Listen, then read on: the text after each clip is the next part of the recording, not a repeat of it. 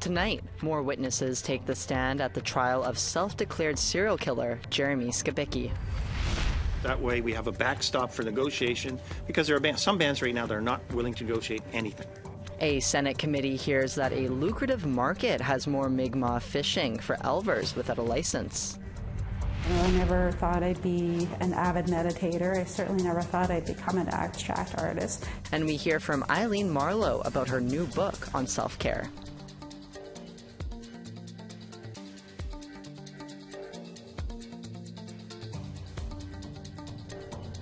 Good evening and welcome to APTN National News on this Friday evening. I'm Sav Jonesa.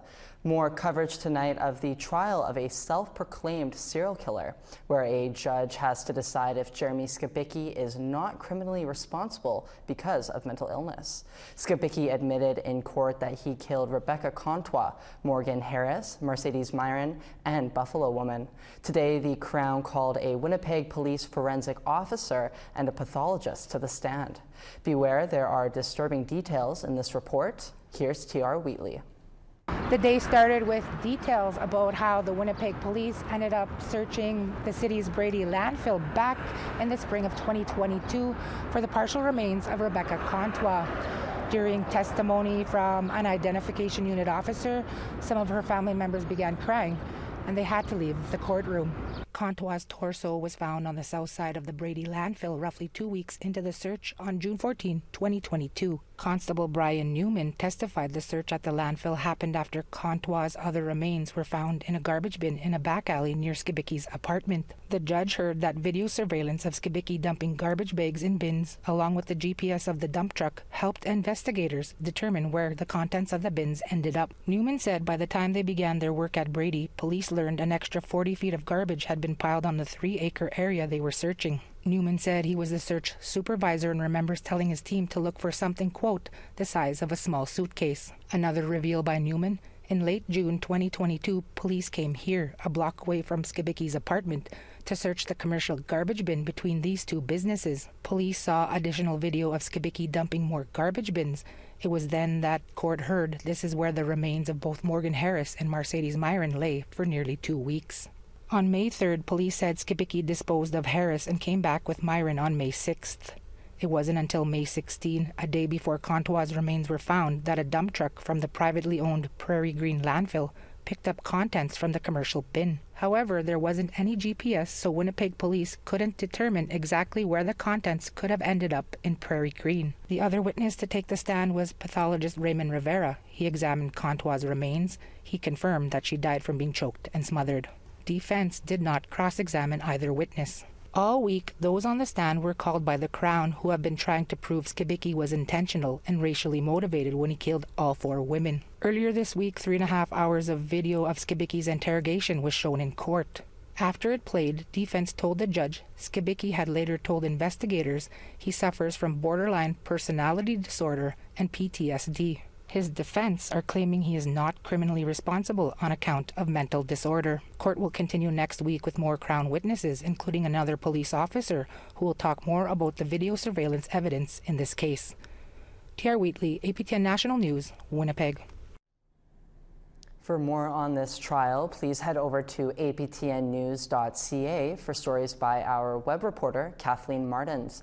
And if you are triggered by this report, supports are available 24/7 through the MMIWG2S support line. That number is 1-844-413-6649. And a Senate committee is studying the issue of the Elver fishery in the Maritimes. It's a lucrative business. Elvers, or baby eels, can fetch $5,000 a kilogram. The Department of Fisheries and Oceans shut down the fishery in March. DFO Minister Diane Laboutier cited a need for conservation and the rise in violence related to illegal harvesting as reasons for the closure. commercial eel harvesters were witnesses at the Senate Committee on Fisheries and Oceans. Brian Giroux is the president of Shelburne Elver. He said in 2 years, his tax-paying fishery lost $1 million. He said there's an increasing number of First Nations groups fishing without licenses and suggests better enforcement and stricter regulations for First Nations. That way we have a backstop for negotiation, because there are some bands right now that are not willing to negotiate anything. They have a right to do whatever they want, and they feel they will go and do whatever they want without reporting catches, without paying attention to conservation rules, fishing right against fish ladders and dams and you name it, breaking every conservation rule in the book, and that's not right. And this past March, 2 Mi'kmaq men allegedly harvested baby eels, known as elvers, despite a federal ban on doing so. Department of Fisheries and Oceans officers detained them and eventually left them at a gas station in the middle of the night, but not before they confiscated their shoes and cell phones. Both Senator Paul Prosper and Liberal MP Jamie Baptiste want an independent Mi'kmaq-led investigation into the incident. Kevin Hartling and Blaze Sillyboy are seen here at a rally in early April. Their supporters were demonstrating against the treatment of 2 men by DFO officers. Hartling and Sillyboy claim to have walked for hours without proper footwear. APTN caught up with Minister Laboutier before a fisheries committee this week and asked her if the officers involved in the incident have been suspended. Bien, écoutez, ce que je peux vous dire, c'est que je l'ai dit depuis le début, c'est inacceptable d'avoir laissé des gens dans la situation où ça s'est passé. Il y a du travail qui a été fait de ma part. J'ai rencontré des chefs autochtones, j'ai rencontré des sénateurs et on va travailler ensemble avec les communautés autochtones à mettre un comité en place pour pouvoir vraiment avoir de meilleures façons de travailler pour les gens du ministère des Pêches et Océans. The Métis Nation of Saskatchewan has officially broken ground on a childcare center. The center will provide children with Métis culture, language, and teachings in a safe environment. Video journalist Rachel May was at the official ground blessing. Because all the things that we're doing here benefits everyone, not only Métis, First Nations, and non-Indigenous people. Everyone benefits. Métis Nation Saskatchewan President Glenn McCallum spoke at the official site of a new Métis childcare facility. MNS officially broke ground on a new early learning childcare Métis Centre of Excellence yesterday afternoon in Saskatoon.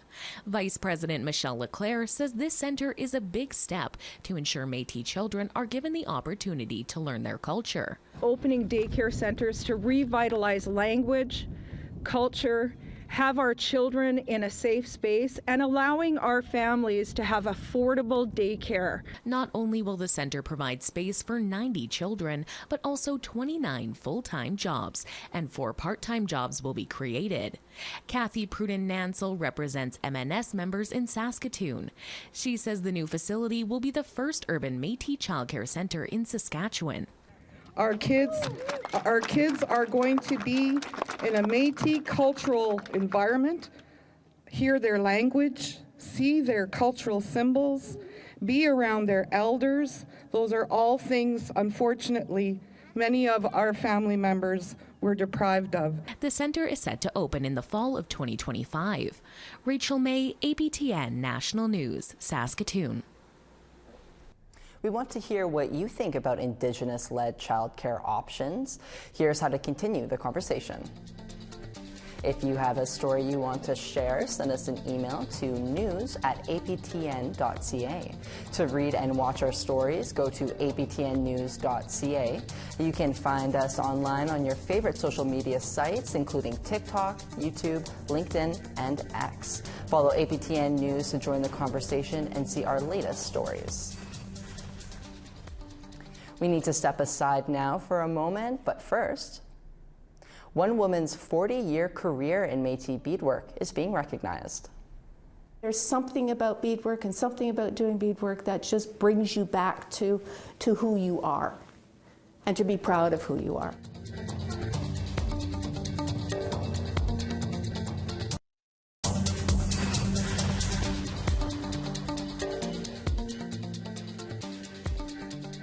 Welcome back.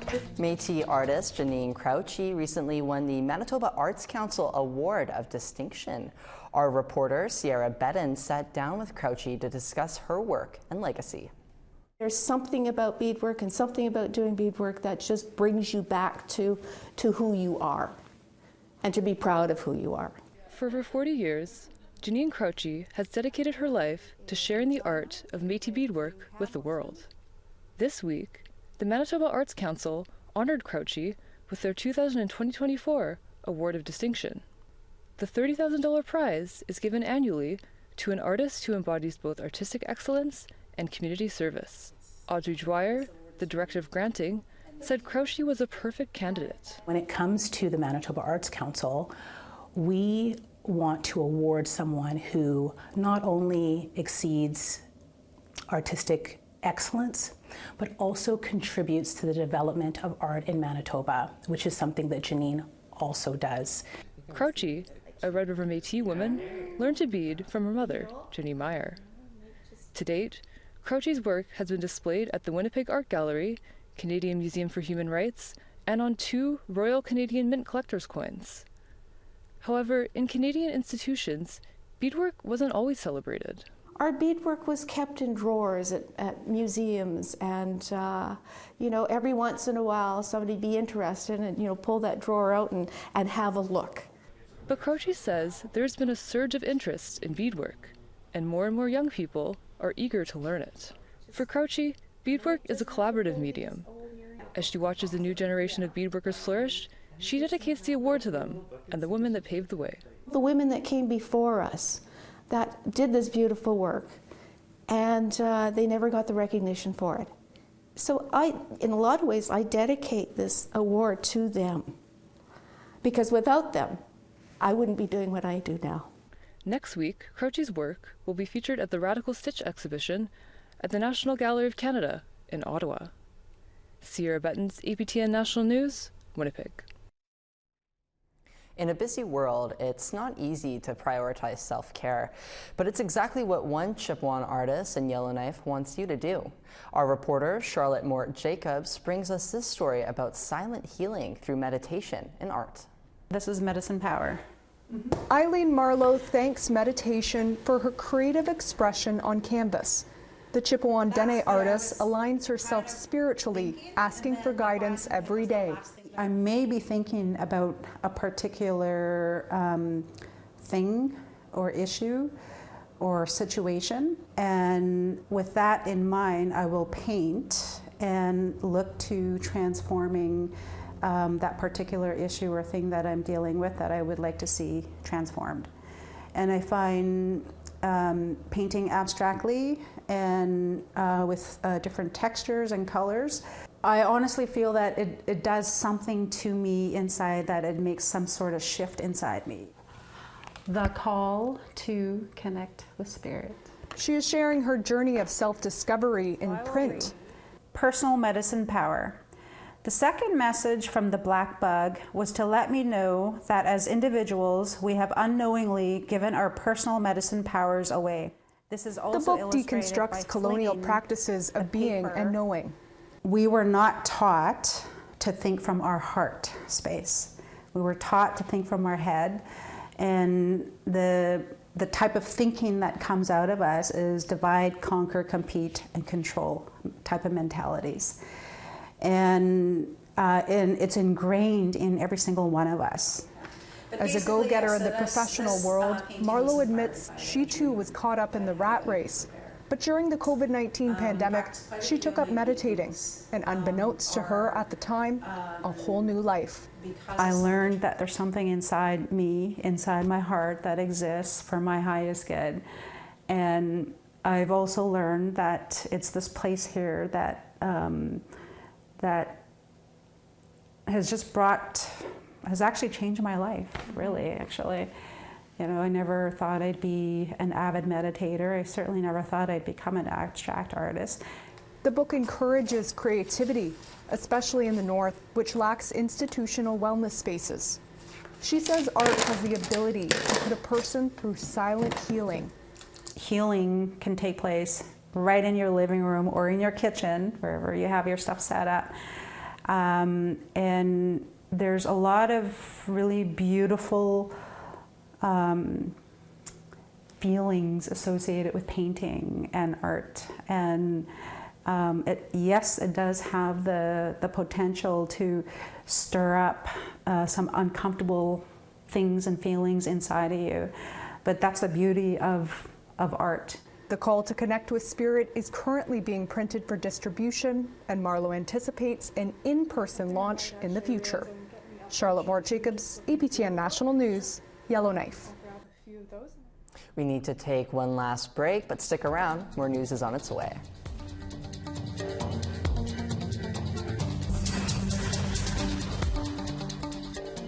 Welcome back. Time now for a photo of the day. Orange skies over Toronto, Ontario. Beautiful sunset photos shared by Marilee Brand. Whether you snap a pretty picture while outside on a walk, or maybe you want to show off your latest art creation or a delicious meal you made, we want to see it. Email your pictures to share@aptn.ca to be featured as our photo of the day. Now let's take a look at tomorrow's weather forecast. It'll be 4 in clouds in St. John's, 11 in Charlottetown, 12 and sun in Cartwright, 8 and sun in Nain. Quebec City is 17 and Val-d'Or is 17 as well. Toronto is 14 in rain and 15 in North Bay. Thunder Bay is 17 and Timmins is also 17. Churchill is 8 and rain and some sun and 20 in the Pas. Winnipeg will be 27, Barons River 19. Regina will be 26 in sun and 22 in sun in North Battleford.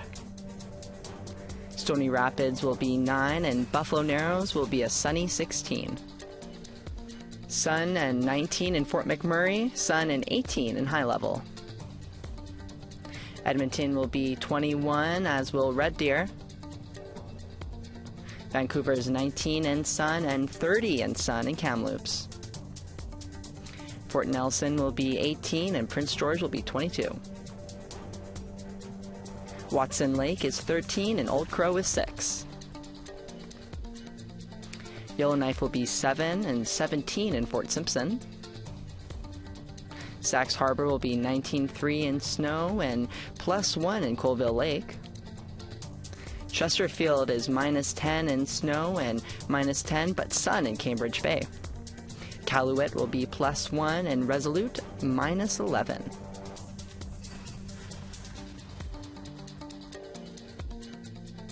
The Manwin Hotel on Winnipeg's Main Street Strip has become a hub for drugs and violence in the city. But with a lack of housing, it has also become a last resort for the city's vulnerable population. Tonight on our new episode of APTN Investigates, video journalist Tamara Pimentel takes us behind the doors of the Manwin and speaks with the most affected people. With more on the story, Tamara joins us now in our Winnipeg studio.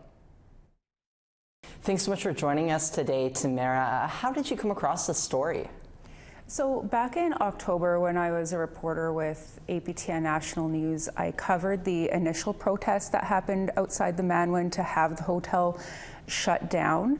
And during that time, reporters were very quickly brought through the hotel, so I got to see just how bad the conditions were. Seeing some of the rooms that people were living in and washrooms without any doors, it was pretty horrific.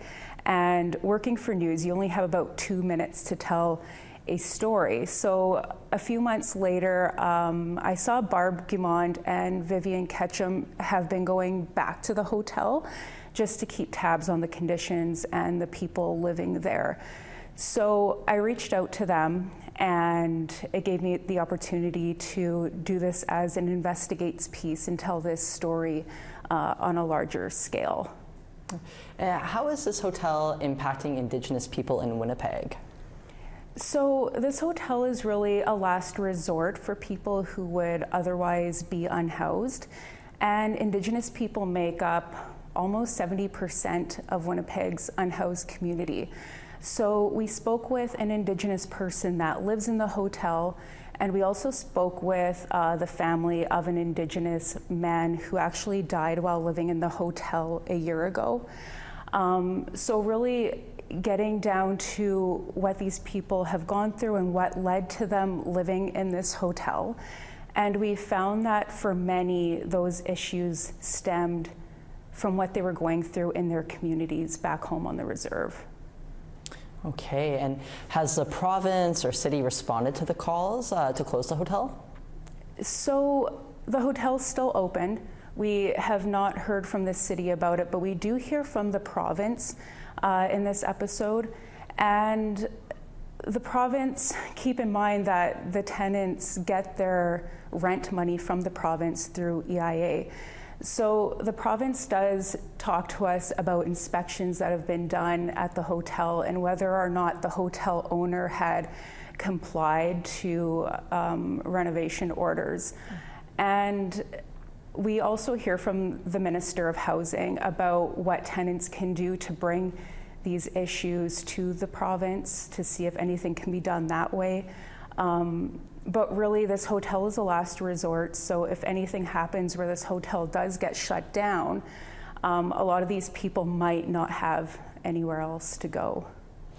Wow, well, you know, I'm really looking forward to watching this episode, and thank you so much for chatting with us and telling us about it today. Thanks for having me. You can catch APTN Investigates Beyond the Strip a few minutes from now, immediately following the APTN National News. And a lifelong advocate for Indigenous rights and education has passed away this week. Grandmother Pauline Rose Shirt, also known as Thunder Woman, passed away on Tuesday at the age of 80 years old. Elder Shirt is from the Saddle Lake Cree Nation in Alberta, but called Toronto home for many years.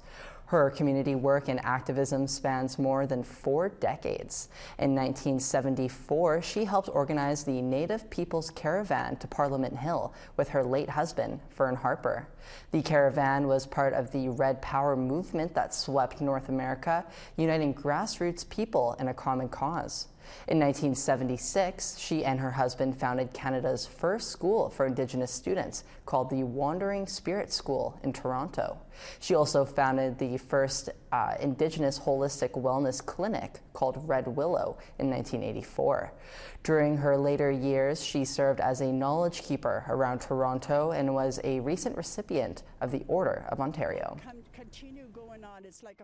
I especially loved her presence and hearing her speak, her humor, her confidence, her strong presence. She had some authority, and she really knew how to hold a room, make a room laugh, and very generous to people. Grandma Pauline will be laid to rest this weekend in Scarborough, Ontario. Well, folks, another episode of APTN National News has come to an end on this Friday evening. For more of our stories, please check out aptnnews.ca. You can also tune in to our new daytime newscast during the weekdays at 1 p.m. Eastern, 12 p.m. Central on APTN. I'm Sav Jonesa, and from all of us here at APTN, thank you so much for joining us today. Have a great weekend.